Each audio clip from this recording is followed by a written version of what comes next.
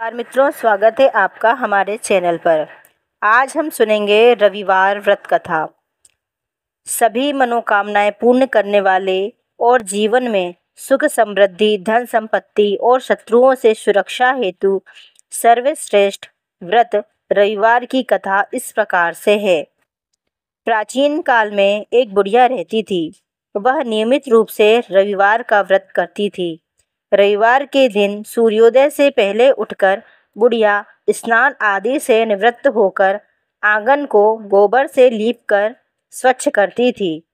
उसके बाद सूर्य भगवान की पूजा करते हुए रविवार व्रत कथा सुनकर सूर्य भगवान का भोग लगाकर दिन में एक समय भोजन करती। सूर्य भगवान की अनुकंपा से बुढ़िया को किसी प्रकार की चिंता व कष्ट नहीं था। धीरे धीरे उसका घर धन धान्य से भर रहा था। उस बुढ़िया को सुखी होता देख उसकी पड़ोसन उससे बुरी तरह जलने लगी। बुढ़िया ने कोई गाय नहीं पाल रखी थी, अतः वह अपनी पड़ोसन के आंगन में बंधी गाय का गोबर लाती थी।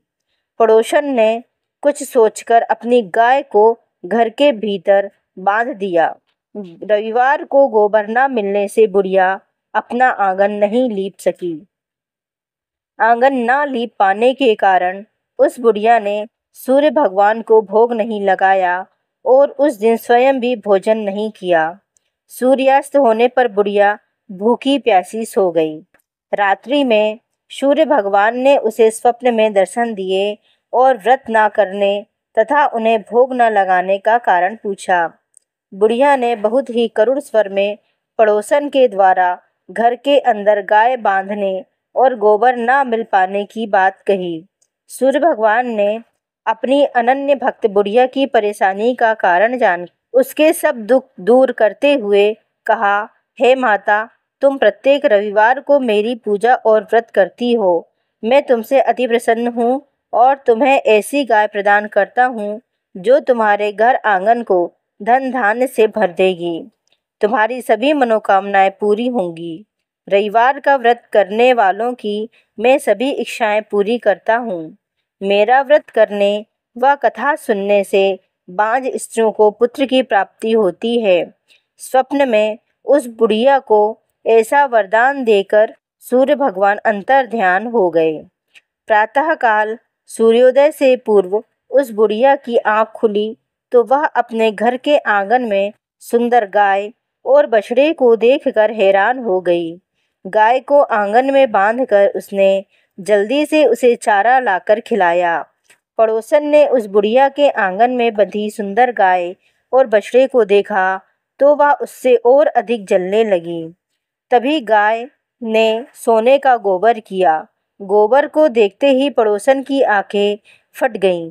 पड़ोसन ने उस बुढ़िया को आसपास न पाकर तुरंत उस गोबर को उठाया और अपने घर में ले गई तथा अपनी गाय का गोबर वहां रख आई। सोने के गोबर से पड़ोसन कुछ ही दिनों में धनवान हो गई। गाय प्रतिदिन सूर्योदय से पूर्व सोने का गोबर किया करती थी और बुढ़िया के उठने के पहले पड़ोसन उस गोबर को उठाकर ले जाती थी। बहुत दिनों तक बुढ़िया को सोने के गोबर के बारे में कुछ पता ही नहीं चला। बुढ़िया पहले की तरह हर रविवार को भगवान सूर्यदेव का व्रत करती रही और कथा सुनती रही, लेकिन सूर्य भगवान को जब पड़ोसन की चालाकी का पता चला तो उन्होंने तेज आंधी चलाई। आंधी का प्रकोप देखकर बुढ़िया ने गाय को घर के भीतर बांध दिया। सुबह उठकर बुढ़िया ने सोने का गोबर देखा तो उसे बहुत आश्चर्य हुआ। उस दिन के बाद बुढ़िया गाय को घर के भीतर बांधने लगी।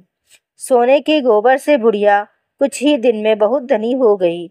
उस बुढ़िया के धनी होने से पड़ोसन बुरी तरह जल भुनकर राख हो गई और उसने अपने पति को समझा बुझाकर उस नगर के राजा के पास भेज दिया। राजा को जब बुढ़िया के पास सोने के गोबर देने वाली गाय के बारे में पता चला तो उसने अपने सैनिक भेजकर बुढ़िया की गाय लाने का आदेश दिया। सैनिक उस बुढ़िया के घर पहुंचे। उस समय बुढ़िया सूर्य भगवान को भोग लगाकर स्वयं भोजन ग्रहण करने वाली थी। राजा के सैनिकों ने गाय और बछड़े को खोला और अपने साथ महल की ओर ले चले। बुढ़िया ने सैनिकों से गाय और उसके बछड़े को न ले जाने की प्रार्थना की। बहुत रोई चिल्लाई, लेकिन राजा के सैनिक नहीं माने।